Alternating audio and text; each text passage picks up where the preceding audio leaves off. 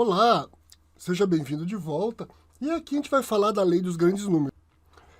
É um conceito que inicialmente ele pode não parecer importante, né? Pode não parecer que tenha relevância para o mundo dos negócios, mas você vai ver ao longo do tutorial como ele é importante. E a gente vai usar aqui apenas conceitos que você já conhece, que a gente já estudou nos tutoriais anteriores para compreender a lei dos grandes números.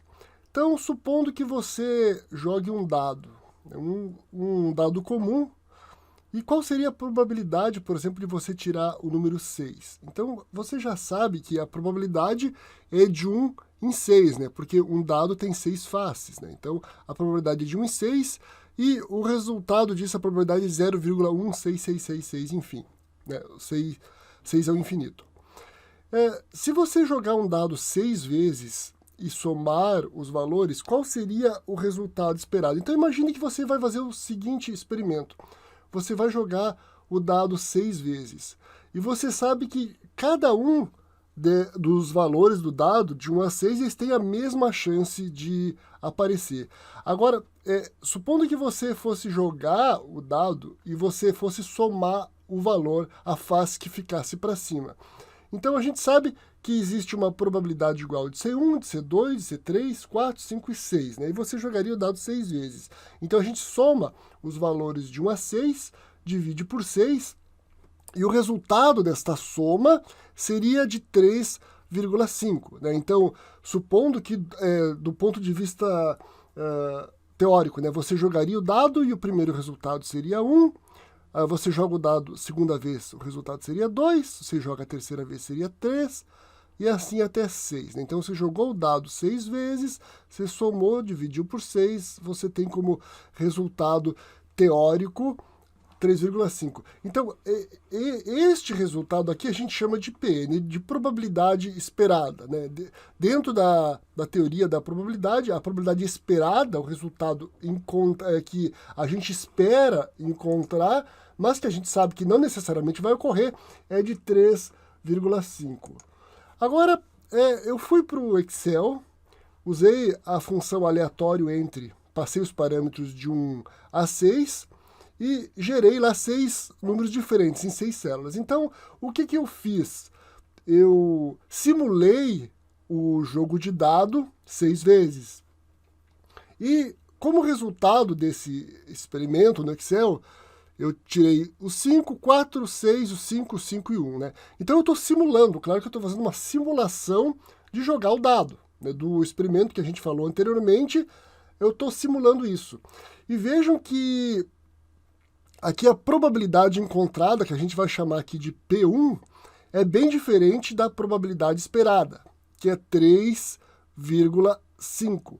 Né? Então, o nosso experimento não saiu exatamente como a gente esperava. Né? O resultado aqui deu bem diferente da probabilidade que a gente esperava encontrar. Agora, eu resolvi fazer um segundo experimento. E eu gerei aqui, eu fiz 10 simulações de jogar o dado. Então, aqui tem a simulação 1, aqui a simulação 2, 3, 4, 5, até a simulação 10. Né? E aqui a gente vê o resultado. Né? É o mesmo cálculo, a gente soma todos os valores e divide por 6. Então, aqui o resultado foi 4, aqui foi 4, aqui foi 3,3, 2,6, 5,1, 3,8, 4,1. Vejam que aqui a gente tem 3,5, aqui a gente tem 4,8, aqui 3,5. Vejam que nesses 10 experimentos, apenas 2 de 10, a gente teve o resultado que a gente chamou de probabilidade esperada, né? Apenas em 2 deles. E o que eu fiz aqui? Eu somei esses resultados e dividi por 10, então a média aqui ficou em 3,9. Se vocês lembrar, eu vou voltar aqui, aqui foi 4,3.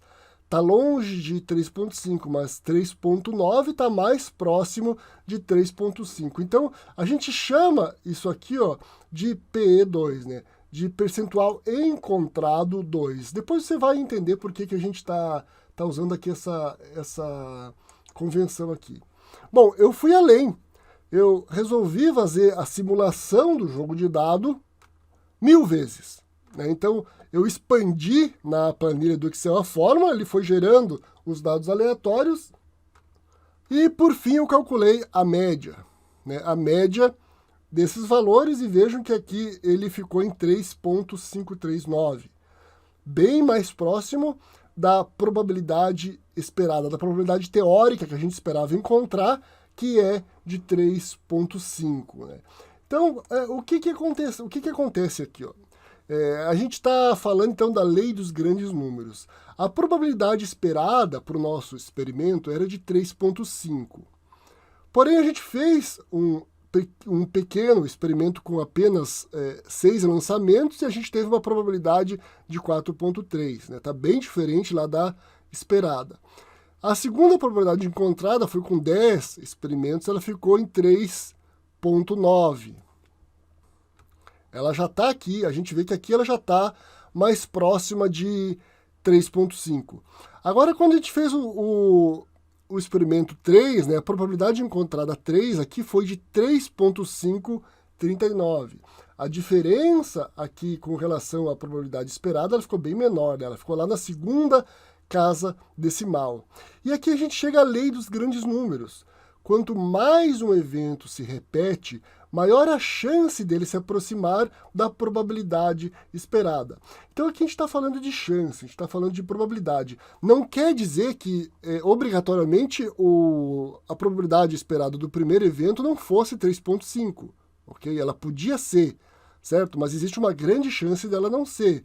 A mesma coisa aqui com o PE, com a probabilidade esperada do evento 2.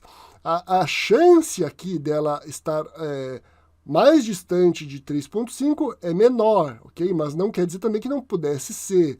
Agora, aqui, ó, na probabilidade esperada 3, a chance dela não estar muito próximo de 3,5 é praticamente inexistente. Então, quanto mais o evento se repete, maior a chance dele se aproximar da probabilidade esperada. Mas a conclusão mais importante que a gente tira aqui da lei dos grandes números é esta. Pequenas amostras não têm necessariamente as mesmas propriedades da população. Então, as pequenas amostras estão sujeitas a um enviesamento. A gente viu aqui que ocorreu um enviesamento para cima, né? Mas ele poderia também ter sido para baixo. A gente poderia ter encontrado, por exemplo, 2,4 ou 1,6. Né? Ele poderia ter sido para cima ou para baixo. Okay? Então, essa é a lei dos grandes números. Agora, a pergunta é por que isso é importante. Né? Você está fazendo um curso de ciência de dados usando o Excel. Por que isso é importante? Então, vamos imaginar aqui a seguinte situação. Você vai comprar um produto para sua empresa, né? E você pesquisa esse produto numa loja de comércio eletrônico e você vê que tem duas opções. Você vê que os preços são semelhantes, mas uma das opções, a avaliação dela, a avaliação dos usuários aqui é de 5 estrelas e a outra avaliação dos usuários aqui é de 4 estrelas. Você tenderia, né, automaticamente a comprar aqui o que tem a avaliação de 5 estrelas. Só que tem um detalhe aqui importante. Ó. Vejam que este produto aqui, ele teve 3 avaliações. E este produto aqui, ele teve 1.528 avaliações. Então, provavelmente, o produto da esquerda aqui é um produto novo. O que acontece ele tendo apenas 3 avaliações? Quer dizer que estas avaliações podem estar enviesadas. Ele pode ter tido 5 estrelas dos 3 primeiros usuários devido ao acaso.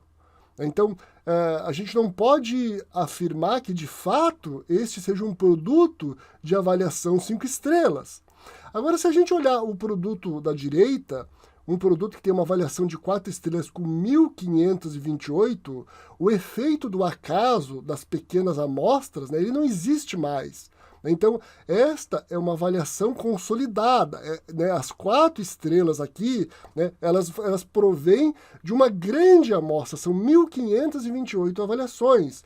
Então, é muito improvável que esta avaliação aqui esteja enviesada. Então, de fato, a gente pode concluir que este produto aqui é um produto 4 estrelas. Agora, do produto da direita. Agora, este produto aqui, nós não podemos afirmar que ele é um produto que seja avaliado com 5 estrelas. Devido a quê? Devido a pequenas amostras, né? A gente corre o risco de esta avaliação aqui estar enviesada.